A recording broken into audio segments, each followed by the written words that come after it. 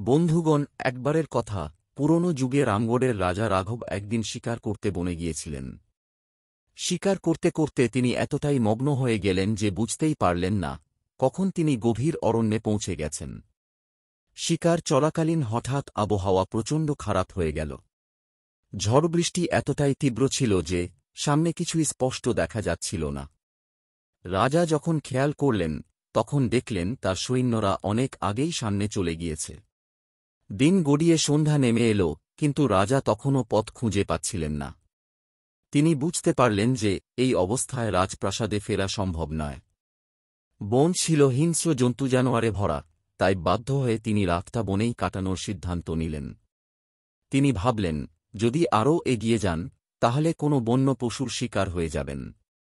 তাই একটি নিরাপদ আশ্রয়ের খোঁজ করতে লাগলেন। এভাবে হাঁটতে হাঁটতে তিনি দূরে কোথাও ধোঁয়া উঠতে দেখলেন।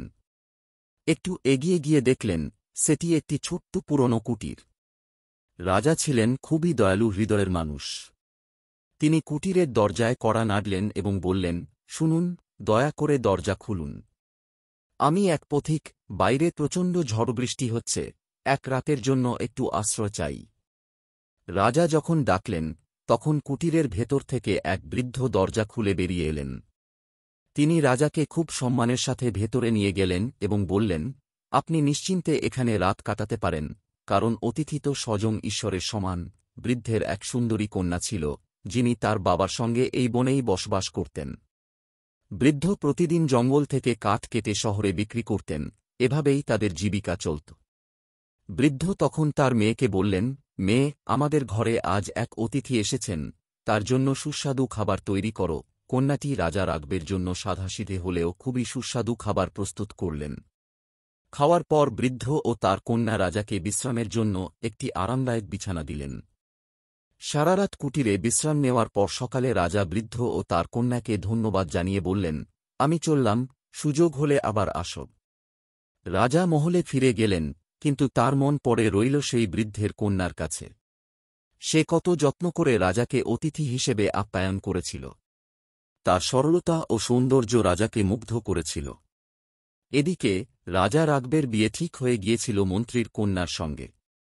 কিন্তু সেই মন্ত্রীর কন্যা ছিলেন অত্যন্ত অহংকারী ও চতুর প্রকৃতির।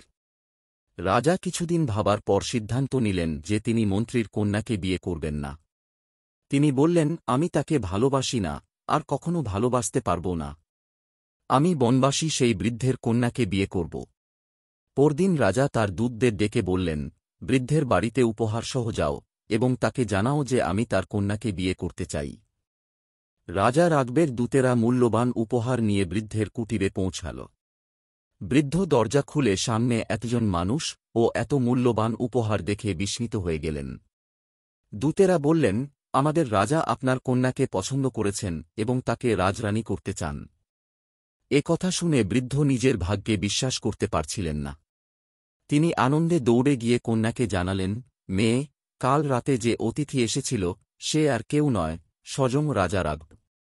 তিনি তোমার সঙ্গে বিয়ে করতে চান। এ কথা শুনে কন্যাটিও খুব খুশি হল। এরপর ধুমধাম করে রাজা ও বৃদ্ধের কন্যার বিয়ে সম্পন্ন হল। কিন্তু রাজ্যের মন্ত্রী এই খবর শুনে খুবই রাগান্বিত হলেন। তিনি ভাবলেন, রাজা আমার কন্যার সঙ্গে বিয়ে না করে এক সাধারণ কন্যাকে বরণ করলেন। আমি এর প্রতিশোধ নেব। রাজা ও তার নবরানী সুখী দাম্পত্য জীবন কাটাতে লাগলেন। 1 বছর পর তাদের এক কন্যা সন্তান জন্ম নিল, আর দ্বিতীয় বছরেও আরেক কন্যা সন্তান হল। এদিকে প্রতিশোধ নেওয়ার সুযোগ খুঁজতে থাকলেন মন্ত্রী। একদিন তিনি রাজাকে বললেন, মহারাজ, রাজ্য পরিচালনার জন্য একজন পুত্র সন্তানের থাকা খুবই জরুরি। তাই আমি পরামর্শ দিচ্ছি, আপনি দ্বিতীয় বিয়ে করুন, যাতে আপনাকে একজন যোগ্য উত্তরাধিকারী পেতে সুবিধা হয়। কিন্তু রাজা এই প্রস্তাব সরাসরি প্রত্যাখ্যান করলেন। তিনি বললেন, আমি আমার রানীকে ভালোবাসি, আমি কখনো দ্বিতীয় বিয়ে করব না। এ কথা শুনে মন্ত্রী বুঝতে পারলেন তার কন্যার সঙ্গে রাজা রাঘবের বিয়ের সমস্ত পথ বন্ধ হয়ে গেছে। তাই তিনি এক ষড়যন্ত্র তৈরি করলেন। তিনি গোপনে সেনাপতি ও অন্যান্য মন্ত্রীদের নিজের পক্ষে নিয়ে নিলেন। একদিন তিনি গভীর জঙ্গল থেকে এক বিষধর কালো সাপ আনিয়ে নিলেন। সুযোগ বুঝে তিনি সেই সাপ প্রাণীর ঘরে ছেড়ে দিলেন, যখন রানী স্নান সেরে ঘরে ঢুকছিলেন। একদিন রাতে এক বিশাল কালো সাপ রানীর কক্ষে প্রবেশ করল এবং তাকে দংশন করল। রানীর সাড়া না পেয়ে দাসী দাসনা তাকে ডাকতে এল। দরজা খুলতেই সে দেখতে পেল রানী মাটিতে নিথর পড়ে আছেন, আর পাশে সেই ভয়ঙ্কর কালো সাপটি ফনা তুলে দাঁড়িয়ে আছে। দাসনা ভয়ে চিৎকার করে পালিয়ে গিয়ে রাজাকে সব কথা জানাল। রানীর মৃত্যু সংবাদ শুনে রাজা শোকে ভেঙে পড়লেন। তিনি মনে করলেন জানালার পথ দিয়ে সাপটি এসেছে, কিন্তু তিনি বুঝতে পারেননি যে এটি তাঁর প্রধানমন্ত্রীর গভীর চক্রান্তের অংশ, যে তাঁর মেয়ের সঙ্গে রাজকুমারের বিয়ের সম্পর্ক ভেঙে যাওয়ার প্রতিশোধ নিচ্ছিল। রাজা ছিলেন এক সরল হৃদয়ের ব্যক্তি, যিনি এই ষড়যন্ত্রের কথা কল্পনাও করতে পারেননি। দুই রাজকুমারী তখনও খুব ছোট ছিল, আর রাজা তাদের অত্যন্ত ভালোবাসতেন। তাই তিনি দ্বিতীয়বার বিয়ে করার কথা ভাবলেন না, কারণ তিনি রানীকে হৃদয় দিয়ে ভালোবাসতেন এবং তার স্থান কাউকে দিতে চাননি। কিন্তু মন্ত্রী এত সহজে রাজাকে ছাড়তে রাজি ছিল না। যখন সে দেখল রাজা দ্বিতীয়বার বিয়ে করতে চান না, তখন সে রাজপরিবারের রাঁধুনিদের সঙ্গে যোগসাজশ করে রাজার খাবারে বিষ মিশিয়ে দিল। রাজা সেই বিষাক্ত খাবার খেয়ে মারা গেলেন। এরপর মন্ত্রী নিজের ষড়যন্ত্র বাস্তবায়ন করে রাজসিংহাসন দখল হল। কিন্তু রাজপ্রাসাদের এক বয়স্ক দাসী এই সব ঘটনা নিজ চোখে দেখেছিল।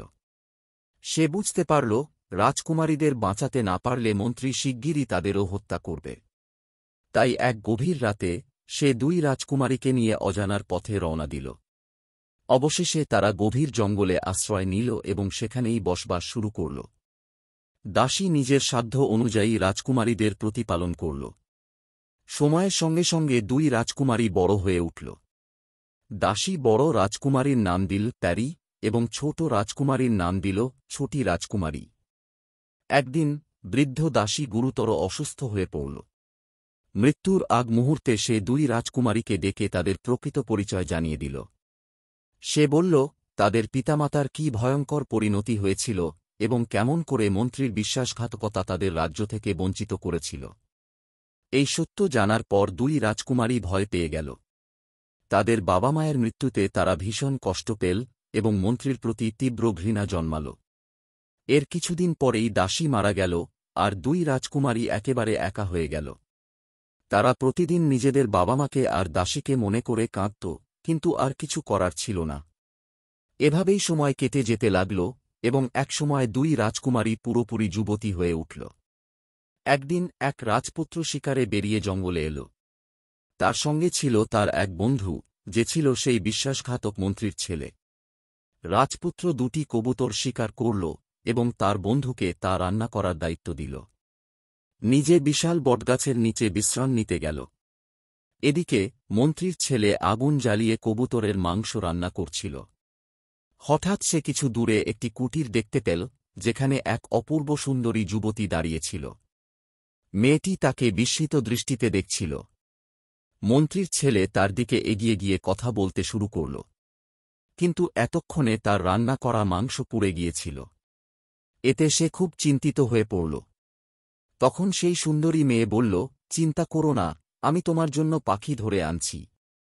এরপর সে এক পাখি ধরে এনে দিল এবং তা রান্না করার জন্য দিল। অনেকক্ষণ অপেক্ষার পরও বন্ধু না আসায় রাজপুত্র চিন্তিত হয়ে পড়ল। অবশেষে মন্ত্রীর ছেলে ফিরে এল এবং রাজপুত্রকে খাবার পরিবেশন করল। রাজপুত্র এক কৌতূহল নিয়ে খেতে শুরু করল, আর প্রথম রাশেই বিস্মিত হয়ে জিজ্ঞেস করল, আজ তুমি এত সুস্বাদু রান্না কিভাবে করলে? আগে তো কখনো এত ভালো রান্না করতে দেখিনি। তখন মন্ত্রীর ছেলে তাকে বলল, এই খাবার আমি রান্না করিনি, জঙ্গলের সেই কুটিরে থাকা এক সুন্দরী মেয়ে রান্না করে দিয়েছে। অন্যদিকে ছোট রাজকুমারী তখন পুকুরে কাপড় কাচ্ছিল। যখন সে ফিরে এল, বড় রাজকুমারী প্যারি তাকে সব খুলে বলল। শুনে ছোট রাজকুমারী বলল, তুমি দেখো, সে আবার রাজপুত্রকে নিয়ে আসবে। তুমি তো এত সুন্দরী যে রাজপুত্র তোমায় পছন্দ করবেই। তুমি তার সঙ্গে চলে যেও, তার সঙ্গে বিয়ে করো, কিন্তু তাকে আমার কথা কিছুতেই বলবে না। প্যারি কাঁদতে কাঁদতে বলল, আমি তোমাকে একা ফেলে কোথাও যেতে পারব না। তখন ছোট রাজকুমারী তাকে বুঝিয়ে বলল, দেখো দিদি, আমি তোমার পেছনেই আসব, কিন্তু আমাদের সম্পর্কের কথা কেউ জানতে পারবে না। এরপর ছোট রাজকুমারী বাইরে গেল এবং ফেরার সময় ছোট ছোট সাদা হলুদ ফুল হাতে নিয়ে এল। সে বড় বোনকে ফুল দিয়ে বলল, যখন রাজপুত্র তোমাকে নিয়ে যাবে তখন তুমি পথে এক একটি করে এই ফুল ফেলতে থাকো, যাতে আমি তোমার পথের সন্ধান পেতে পারি। এইভাবে আমি ফুলের পিছনে যেতে যেতে তোমার কাছে পৌঁছে যাব। সমস্ত কথা বুঝিয়ে বলার পর ছোট বোন কুটির থেকে বেরিয়ে এসে একটি গাছের আড়ালে লুকিয়ে পড়ল। ঠিক তখনই রাজকুমার মন্ত্রীর ছেলেকে সঙ্গে নিয়ে সেখানে এসে উপস্থিত হল। রাজকুমারের চোখ বড় রাজকুমারী পিয়ারির উপর উঠতেই সে মুগ্ধ হয়ে গেল এবং তাকে ভালোবেসে ফেলল। রাজকুমার জিজ্ঞাসা করল, তুমি এই জঙ্গলে একা কেন থাকো? বড় রাজকুমারী পিয়ারি তার ছোট বোনের শিখিয়ে দেওয়া কথাগুলো রাজকুমারকে বলতে লাগল এবং বলল, আমি আমার মা বাবার সঙ্গে এখানে থাকতাম। আমার মা অনেক আগেই মারা গেছেন আর আমার বাবা বৃদ্ধ ছিলেন। তিনি জঙ্গল থেকে কাঠ কেটে বিক্রি করতেন, সেই উপার্জনেই আমাদের সংসার চলত। কয়েকদিন আগেই আমার বাবাও মারা গেলেন। এখন এই পৃথিবীতে আমার আপন বলে কেউ নেই, তাই আমি একা থাকি। রাজকুমার এই কথা শুনেই তৎক্ষণাৎ রাজকুমারী পিয়ারিকে বিয়ের প্রস্তাব দিল এবং তার সঙ্গে যাওয়ার জন্য বলল। রাজকুমারী পিয়ারি রাজি হয়ে গেল। যাওয়ার সময় সে একটি পুঁটলি তুলে নিল, যেখানে সাদা ও হলুদ ফুল ছিল। রাজকুমার তাকে নিজের ঘোড়ার পিঠে বসিয়ে নিল এবং তারা দুজন চলতে লাগল। পথে বড় বোন পিয়ারি এক এক করে সাদা ও হলুদ ফুল ফেলতে লাগল, আর অন্যদিকে ছোট রাজকুমারী গাছের আড়াল থেকে বেরিয়ে সেই ফুলগুলোর পিছনে ছুটতে লাগল। রাজকুমার বড় বোন পিয়ারিকে নিয়ে সরাসরি রাজপ্রাসাদে পৌঁছাল এবং নিজের বাবা মায়ের সামনে নিয়ে গেল। তিনি পুরো ঘটনা খুলে বললেন এবং এটাও জানালেন যে তিনি এই মেয়েটিকে ভালোবাসেন এবং তার সঙ্গে বিবাহ করতে চান। রাজপ্রাসাদে রাজকুমারের আগেও একটি স্ত্রী ছিল, কিন্তু সে অত্যন্ত অহংকারী ছিল। তার মাও তার সঙ্গে রাজপ্রাসাদেই থাকতেন। এখনও পর্যন্ত সে রাজকুমারকে কোনো সন্তান দিতে পারেনি, হয়তো সেই কারণেই রাজকুমার দ্বিতীয়বার বিয়ের সিদ্ধান্ত নিয়েছিলেন। যখন রাজকুমারের প্রথম স্ত্রী এবং তার মা জানতে পারল যে রাজকুমার আবার বিয়ে করতে চলেছেন, তখন তারা প্রচণ্ড রেগে গেল। কিন্তু তারা জানত যে রাজকুমার যা ঠিক করেন তা করেই ছাড়েন। তাই তারা মিথ্যে আনন্দের অভিনয় করে বলল, এটা কতই না আনন্দের বিষয় যে রাজকুমার আবার বিয়ে করতে চলেছেন। আমরা দুজন সতীন না হয়ে বোনের মতো একসঙ্গে থাকব। যখন রাজকুমারের প্রথম স্ত্রী বিয়েতে আপত্তি করল না, তখন বাকি সকলেও রাজি হয়ে গেল। অন্যদিকে ছোট বোন ফুলের পিছনে পিছনে শহরে এসে পৌঁছাল। পুরো শহর আনন্দ উৎসবে মাতোয়ারা ছিল। ছোট বোন এক বৃদ্ধাকে জিজ্ঞাসা করল, ঠাকুমা, এখানে এত আনন্দের কারণ কি? বৃদ্ধা উত্তর দিলেন, আমাদের রাজকুমার জঙ্গলে এক অপূর্ব সুন্দরী কন্যাকে খুঁজে পেয়েছেন এবং তিনি তাকে বিয়ে করতে চলেছেন। তাই গোটা রাজ্যে উৎসব হচ্ছে। ছোট বোন আবার জিজ্ঞাসা করল, ঠাকুমা, এখানে কি আমার জন্য কোনো কাজ পাওয়া যেতে পারে? আমি গ্রাম থেকে এসেছি। আমার মা বাবা আর নেই, থাকার মতো কোনো আশ্রয়ও নেই। বৃদ্ধ মহিলা বলতে লাগলেন, কাজ তো পেতে পারো, কারণ আজকাল রাজপ্রাসাদে অনেক কাজ চলছে আর আমিও সেখানেই যাচ্ছি। বৃদ্ধ মহিলার এক মেয়ে ছিল, যে কিছুদিন আগে অসুস্থতার কারণে মারা গিয়েছিল। বৃদ্ধা ছোট রাজকুমারীকে দেখে বললেন, তোমাকে দেখে আমার মেয়ের কথা মনে পড়ছে। যদি চাও তবে আমার মেয়ের মতো আমার বাড়িতে থাকতে পারো। আসলে এই বৃদ্ধা যুবক বয়সে রাজপ্রাসাদে দাসীর কাজ করতেন, কিন্তু বার্ধক্যের কারণে তিনি কাজ ছেড়ে দিয়েছিলেন। রাজকুমারী বলল, ঠিক আছে মা, আমি তোমার বাড়িতেই থাকব, কিন্তু আমি কিছু কাজ করতে চাই। তুমি কি আমাকে রাজপ্রাসাদে কোনো কাজ পাইয়ে দিতে পারবে? বৃদ্ধ মহিলা ছোট রাজকুমারীকে নিয়ে রাজপ্রাসাদের দিকে রওনা দিলেন। পুরো প্রাসাদ আনন্দে ভরপুর ছিল। যখন তারা রাজপ্রাসাদে পৌঁছাল, তখন রাজপুত্রের প্রথম স্ত্রী সামনে এসে দাঁড়ালেন। তিনি বৃদ্ধ মহিলাকে খুব ভালো করে চিনতেন। বৃদ্ধা তাকে প্রণাম করে বললেন, এ আমার ভাইজি, আজই গ্রাম থেকে এসেছে। ওর মা বাবা আর বেঁচে নেই। আমার অনুরোধ, ওকে রাজপ্রাসাদে দাসী হিসেবে আশ্রয় দিন। রাজপুত্রের প্রথম স্ত্রী ছোট বোনকে মনোযোগ দিয়ে দেখলেন এবং তাকে নিজের ঘরে নিয়ে গিয়ে বললেন, শোনো মেয়ে, তুমি এত দূর গ্রাম থেকে এখানে কাজ করতে এসেছ। আমার মনে হচ্ছে তোমার দারিদ্র্য দূর করার জন্য টাকার দরকার। যদি তুমি আমার বিশেষ দাসী হয়ে কাজ করো এবং আমার বলা কাজগুলো করো, তাহলে আমি তোমাকে প্রচুর ধন সম্পদ দেব। প্রাসাদের বাকি দাসীরা অনেকদিন ধরে এখানে আছে, তারা আমার কথা শোনে না। তোমাকে ওদের থেকে সতর্ক হয়ে শুধু আমার জন্য কাজ করতে হবে। বলো, তুমি কি এতে রাজি?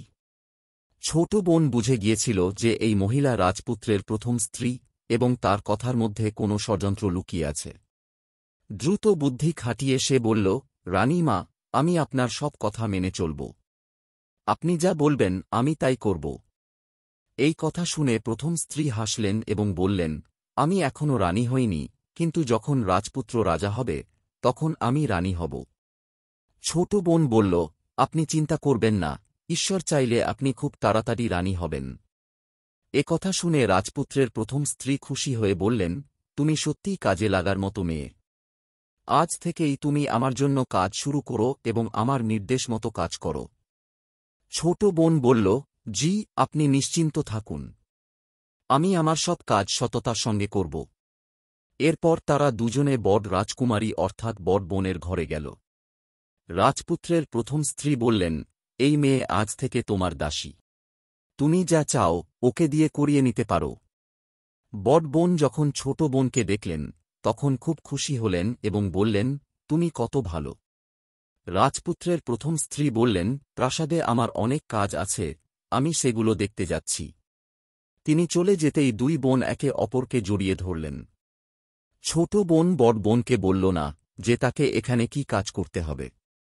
2 দিন পর বড় বোনের সাথে রাজপুত্রের বিয়ে হয়ে গেল। রাজ্যে সবাই খুবই খুশি ছিল, শুধুমাত্র রাজকুমারের প্রথম স্ত্রী ছাড়া। তার ছোট বোন সারাদিন তার সঙ্গে থাকত এবং ভাবত কিভাবে দ্বিতীয় স্ত্রীকে সরিয়ে ফেলা যায়। কিছুদিন পর বড় বোন গর্ভবতী হল। এই খবর রাজকুমারের প্রথম স্ত্রীকে গভীরভাবে কষ্ট দিল, কারণ এখনও পর্যন্ত সে রাজকুমারকে সন্তান দিতে পারেনি। অন্যদিকে রাজা, রানী এবং রাজকুমার সবাই খুব আনন্দিত ছিল। এখন বড় বোন প্যারির যত্ন আরও বেশি নেওয়া হতে লাগল। এদিকে ছোট বোন রাজকুমারের প্রথম স্ত্রীর সঙ্গে মিলে পরিকল্পনা করতে লাগল কিভাবে এই সমস্যা সমাধান করা যায়। ছোট বোনও খুব চিন্তিত হয়ে পড়ল। একদিন সুযোগ বুঝে সে তার বড় বোন প্যারিকে বলল, আমাদের এই রাজপ্রাসাদ ছেড়ে কোথাও দূরে চলে যাওয়া উচিত। কিন্তু ছোট বোন বলতে পারল না যে রাজকুমারের প্রথম স্ত্রী তাকে কতটা ঘৃণা করে। এমনকি যদি সে এ কথা বলত কেউ বিশ্বাস করত না, কারণ রাজকুমারের প্রথম স্ত্রী সবার সামনে ছোট বোনের প্রতি ভীষণ যত্নশীল আচরণ করত। বড় বোন প্যারি বলল, বোন, এখানে সবাই আমাকে অনেক ভালোবাসে। আমি তো বরাবরই চাইছিলাম তুমি আমার সঙ্গে রাজপ্রাসাদে এসো, কিন্তু তুমি রাজি হওনি। তুমি নিজেই বলেছিলে যে আমাদের সম্পর্ক সবার থেকে গোপন রাখা উচিত।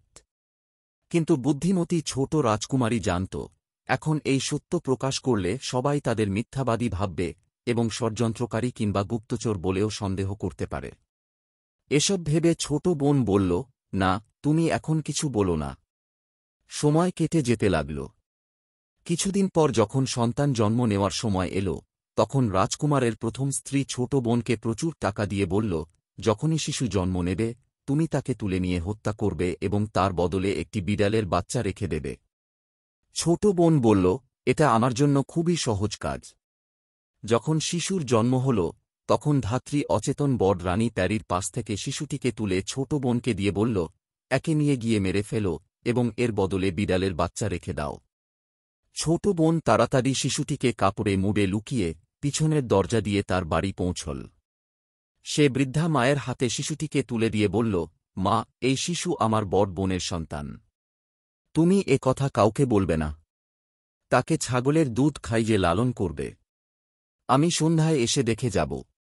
বৃদ্ধা মা কোনো প্রশ্ন করল না, কারণ ছোট বোন খুব তাড়াহুড়ো করছিল। ছোট বোন যখন রাজপ্রাসাদে ফিরে এল, দেখল সেখানে বিশাল হট্টগোল চলছে। ধাত্রী সবাইকে বলেছিল যে রাজকুমারের দ্বিতীয় স্ত্রী মানুষের পরিবর্তে বিড়ালের বাচ্চা জন্ম দিয়েছে। এই কথা শুনে সবাই হতবাক হয়ে গেল এবং খুবই দুঃখ পেল। এদিকে বড় বোন প্যারি কাঁদতে লাগল এবং বলল, এটা মিথ্যে, কিন্তু কেউ তার কথা বিশ্বাস করল না, এমনকি কেউ তার সঙ্গে কথা বলতেও চাইল না।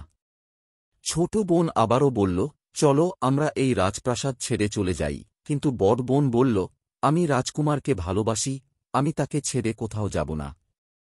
ছোট বোন কাঁদতে কাঁদতে বাড়ি ফিরে গেল এবং বৃদ্ধা মায়ের কাছে সমস্ত ঘটনা বলল। বৃদ্ধা মা বলল, মা, যা হওয়ার ছিল তা হয়ে গেছে। আমরা দুজন মিলে এই শিশুটিকে বধ করব। ঈশ্বর চাইলে একদিন সব ঠিক হয়ে যাবে। সময় কেটে যেতে লাগল। কিছুদিন পর রাজা অসুস্থ হয়ে পড়লেন এবং তার মৃত্যু হল। এখন রাজকুমারকে রাজা ঘোষণা করা হল। রাজ্যের সমস্ত দায়িত্ব রাজা ও তার দুই রানী নিলেন। একবার আবার বড় বোন প্যারি গর্ভবতী হল।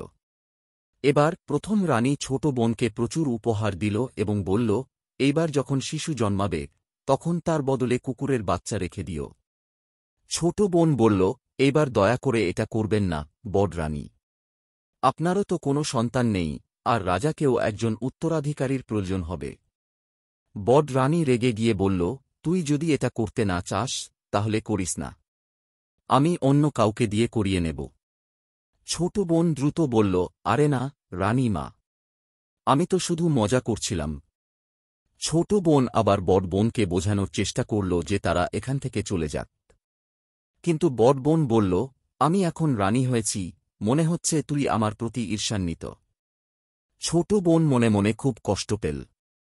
যখন শিশুর জন্ম হল তখন আবারও ছোট বোন অচেতন মায়ের পাশে থেকে শিশুটিকে তুলে নিল এবং ধাত্রী তার বদলে কুকুরের বাচ্চা রেখে দিল। ছোট বোন আগের মতোই পিছনের দরজা দিয়ে শিশুটিকে লুকিয়ে নিয়ে নিজের বাড়িতে চলে গেল এবং বৃদ্ধা মায়ের হাতে শিশুটিকে তুলে দিল। তারপর সে নিজে দ্রুত প্রাসাদে ফিরে এল যেন কিছুই হয়নি।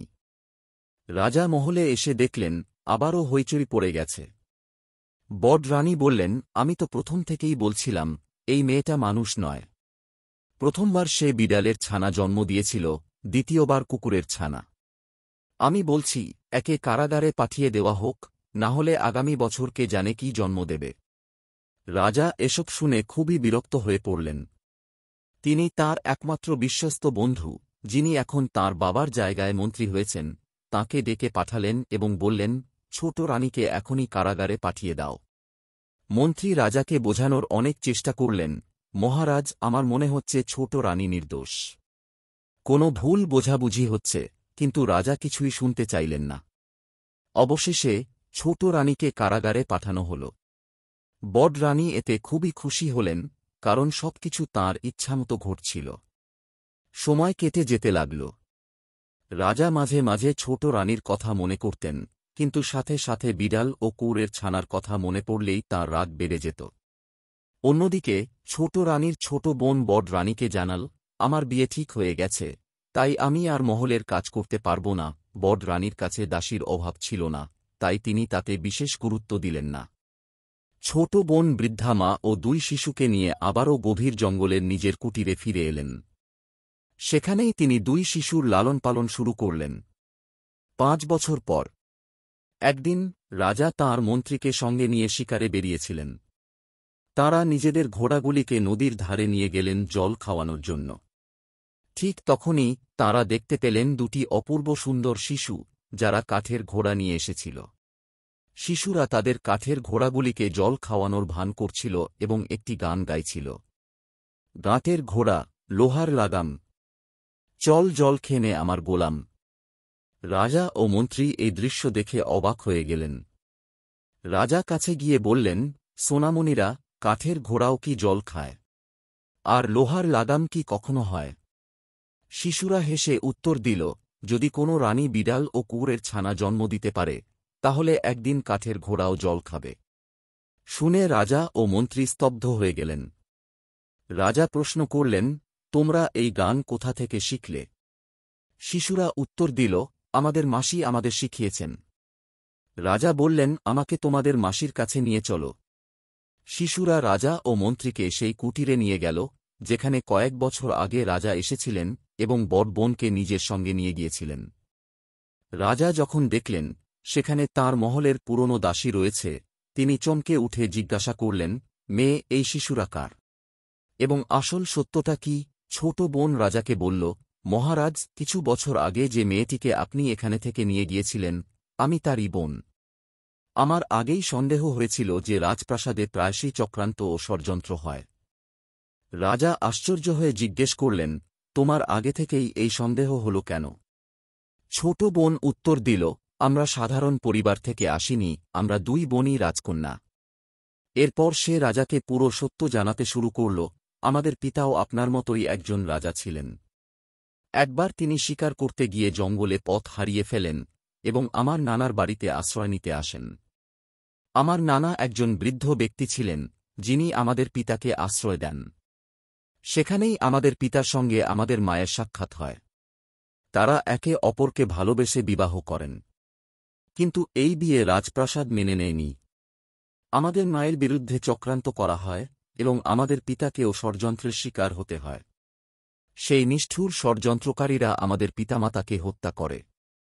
ছোট বোন আরও বলল, আমাদের রাজপ্রাসাদের এক দাসী আমাদের রক্ষা করে এবং এই জঙ্গলে নিয়ে আসে।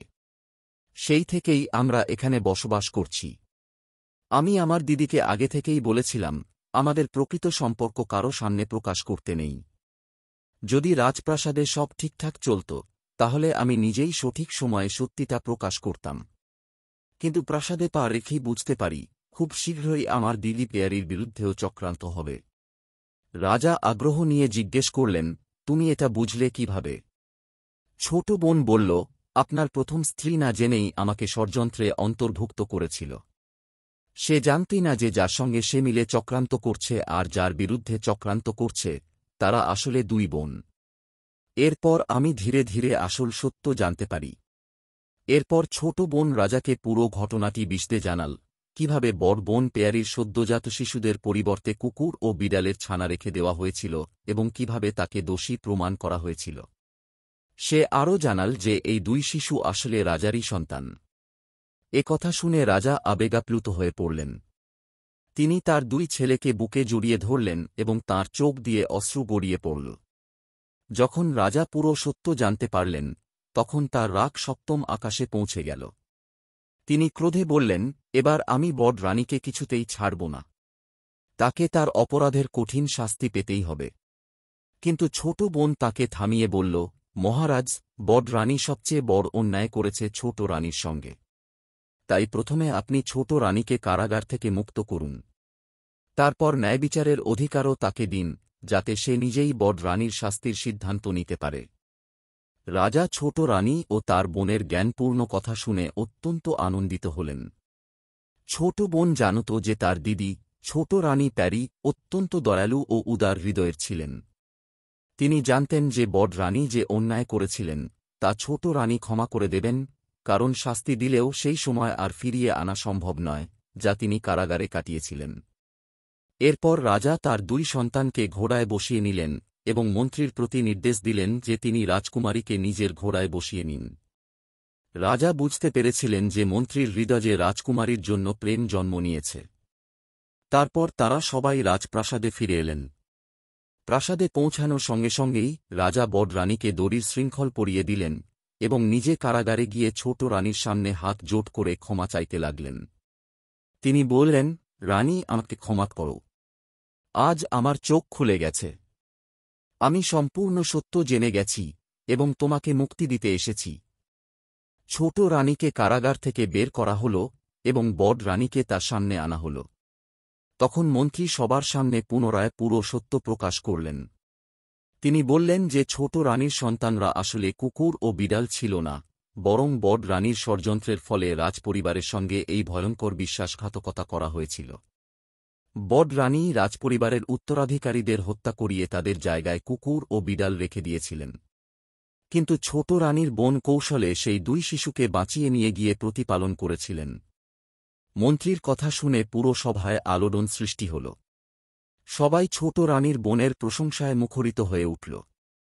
লোকজন তার সম্মানে জয় হোক, জয় হোক বলে উল্লাস করতে লাগল। এরপর ছোট রানীর বোন সামনে এগিয়ে এসে বললেন, এই রাজপুত্র শুধু রাজ পরিবারের সন্তান নয়, বরং আমারও ভাগ্নে।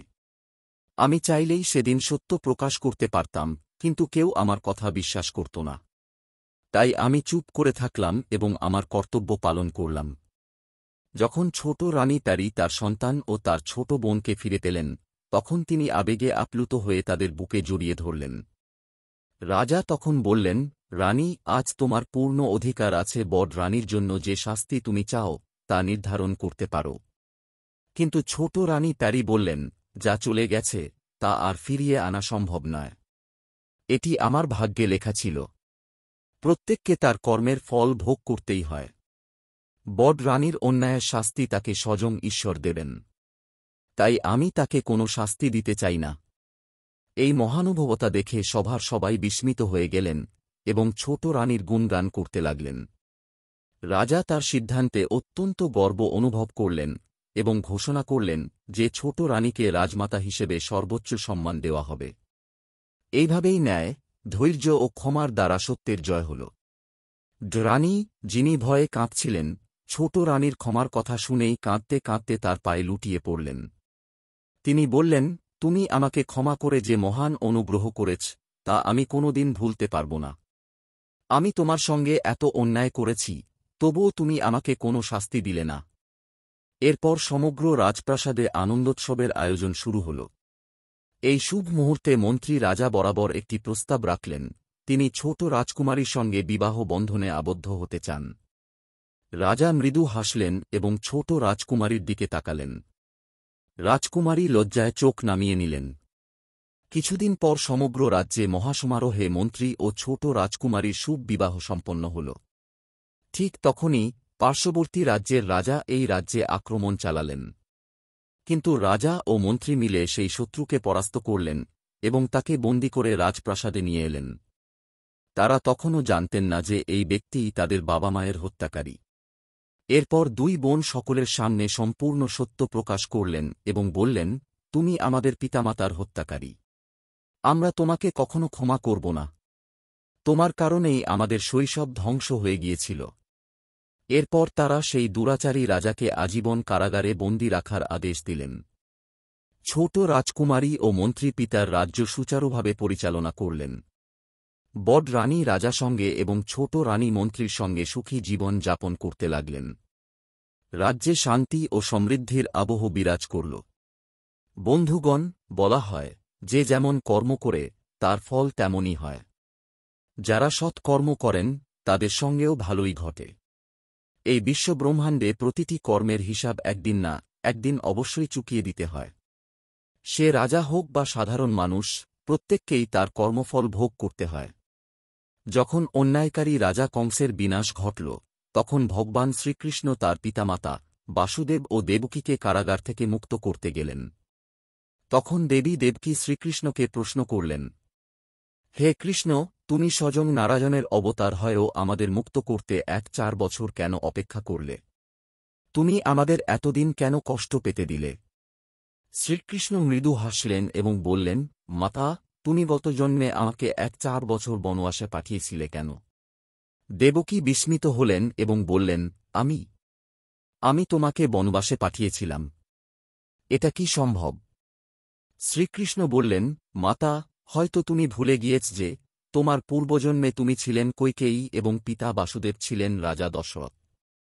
দেবকী বিস্ময়ে স্তব্ধ হয়ে গেলেন।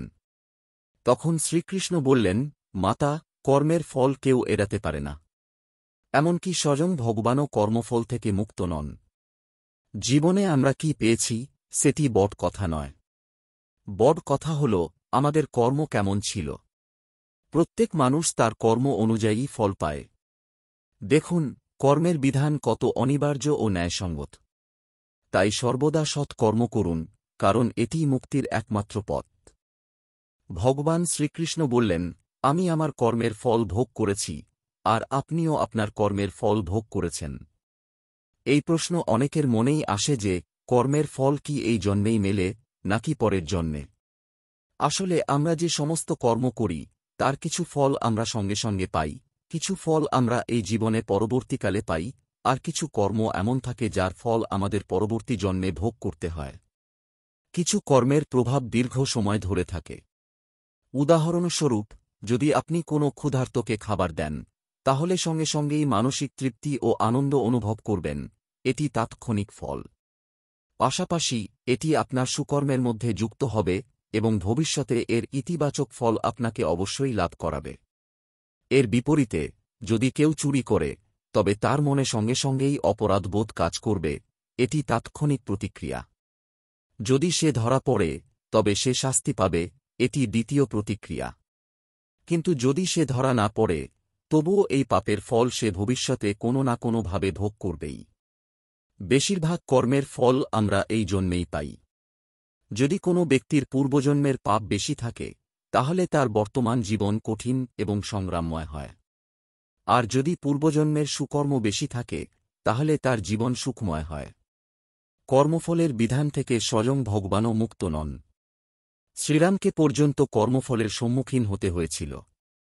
তিনি যখন বালিকে লুকিয়ে হত্যা করেছিলেন, তখন কৃষ্ণাবতারে তাকে সেই কর্মের ফল ভোগ করতে হয়, যখন একজন শিকারীর তীরের আঘাতে তার মৃত্যু ঘটে। শ্রীরামের পিতা রাজা দশরথকেও কর্মের ফল ভোগ করতে হয়েছিল। তিনি ভুলবশত শ্রবণ কুমারকে হত্যা করেছিলেন।